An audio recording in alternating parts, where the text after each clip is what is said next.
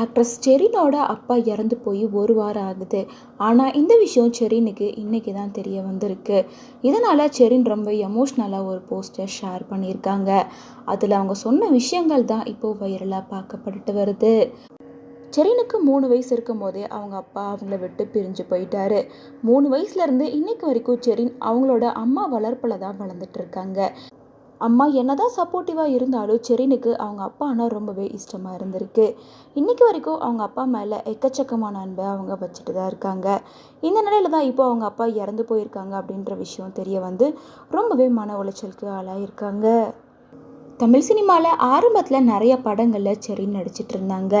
ஆனால் அவங்களோட வெயிட் காரணமாக அவங்க சில படங்களில் ரிஜெக்ட் பண்ணப்பட்டு சினிமாவை விட்டே விலகி இருந்தாங்க.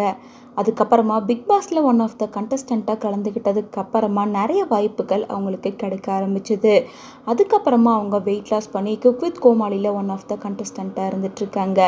இப்போ நிறைய மூவிஸில் கமிட் ஆகி நடிக்க ஆரம்பிச்சிருக்காங்க. இந்த நிலையில் ஒரு வாரத்துக்கு முன்னாடி செரினோட அப்பா இறந்து போயிட்டாங்க. இந்த விஷயம் செரினுக்கு இன்னைக்கு தான் தெரிய வந்திருக்கு. இதனால் இந்த விஷயத்தை பற்றி எமோஷ்னலாக செரின் சில விஷயங்களை பேசியிருக்காங்க. அப்பா, நான் உங்களை ரொம்ப நேசித்தேன். உங்களோட அன்புக்காக நான் நிறைய நாள் ஏங்கியிருக்கேன். என் வாழ்நாள் முழுக்க உங்களுக்காக ஏங்கிட்டே தான் இருந்தேன்.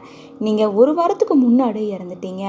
ஆனால் இன்னைக்கு தான் இந்த விஷயம் எனக்கு தெரிய வந்திருக்கு. அதை கேட்டு நான் ரொம்ப மனசு உடைஞ்சிட்டேன். என்கிட்ட இருக்கிறது இந்த ஒரு ஃபோட்டோ தான். உங்களோட வேற எந்த ஃபோட்டோவும் என்கிட்ட இல்லவே இல்லை. எப்பவுமே நான் உங்களை நேசிச்சுக்கிட்டே தான் இருப்பேன்.